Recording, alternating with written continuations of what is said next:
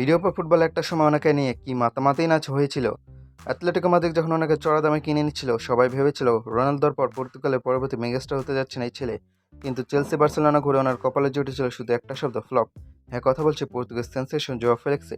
ইউরোপে যখন ওনার ক্যারিয়ার সূর্যরুক্ত বসেছিল, অনেকে ভেবেছিল টাকা লোভে সৌদি থেকে ওনার ক্যারিয়ারটা বুঝি চিরতরে শেষ।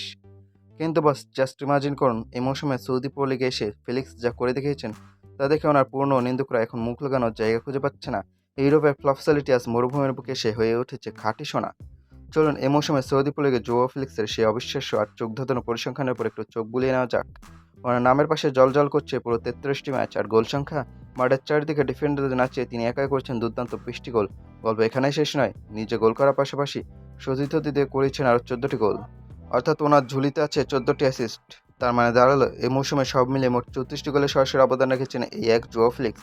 আর পুরো সিজন জুড়ে ওনার গড় রেটিং কত জানেন? অবিশ্বাস্য, 7.9। এই পরিসংখ্যান দেখার পর কি আর বলার কিছু থাকে? ওনার এই অতিমানবীয় পারফরমেন্সের পুরস্কার হিসেবে ওনার হাতে উঠেছে এই সিজনের সবচেয়ে মর্যাদাপূর্ণ ট্রফি, সৌদি প্রো লিগের মৌসুমে সেরা খেলোয়াড় বা প্লেয়ার অব দ্য সিজনের খেতাব। একে বলে রাজকীয় প্রত্যাবর্তন।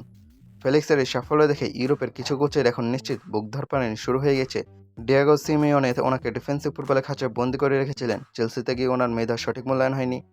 সবাই বলতো ওনার খেলার ডেডিকেশন নেই, ওনার বডি ল্যাঙ্গুয়েজ নাকি অলস। কিন্তু সৌদিতে এসে ফেলিক্স দেখালেন সঠিক স্বাধীনতার একটু ভালোবাসা পেলে ওনার পা থেকে কতটা বিষাক্ত ফুটবল বেরিয়ে আসতে পারে। 20টা গোল আর 14টা অ্যাসিস্ট করা কোনো চারটিখানি কথা নাই, তা আবার এমন একটা লিগে যেখানে রোনালদো, করিম বেনজেমার মতো বিশ্বসেরা তারকারা খেলছেন। সেই সব মহাতারকাদের পেছনে ফেলে পর্তুগালের এই তরুণ তুর্কি আজ সৌদির বুকে নিজের সাম্রাজ্য গড়ে তুলেছেন। ওনার মুখে এই চওড়া হাসি আজ বলে দিচ্ছে নিজের সামর্থ্য প্রমাণ করার জন্য ওনার ভেতর কতটা খিদে লুকিয়েছিল। সবচেয়ে বড় কথা হলো ফেলিক্সের বিধ্বংসী ফর্ম পর্তুগাল জাতীয় দলের জন্য এক বিশাল প্লাস পয়েন্ট। সামনে আন্তর্জাতিক বড় টুর্নামেন্টগুলোতে ফেলিক্সের এই কনফিডেন্স দলকে অনেক দূর এগিয়ে নিয়ে যাবে। মিডফিল্ড থেকে আক্রমণ ভাগ সব জায়গায় ওনার এই পজিশনাল ক্রিয়েটিভিটি আর গোল করার ক্ষমতা পর্তুগালকে আরও বেশি ভয়ঙ্কর বানিয়ে তুলবে। যারা ভেবেছিলেন ফেলিক্সের আন্তর্জাতিক ক্যারিয়ার শেষ, ওনার এই প্লেয়ার অব দ্য সিজন ট্রফিটা তাদের জন্য একটা জ্বলন্ত জবাব। যাই বলেন বস, সৌদির বুকে জোয়া ফেলিক্সের এই পারফরমেন্স এক কথায় অসাধারণ, জাস্ট মাইন্ড ব্লোয়িং।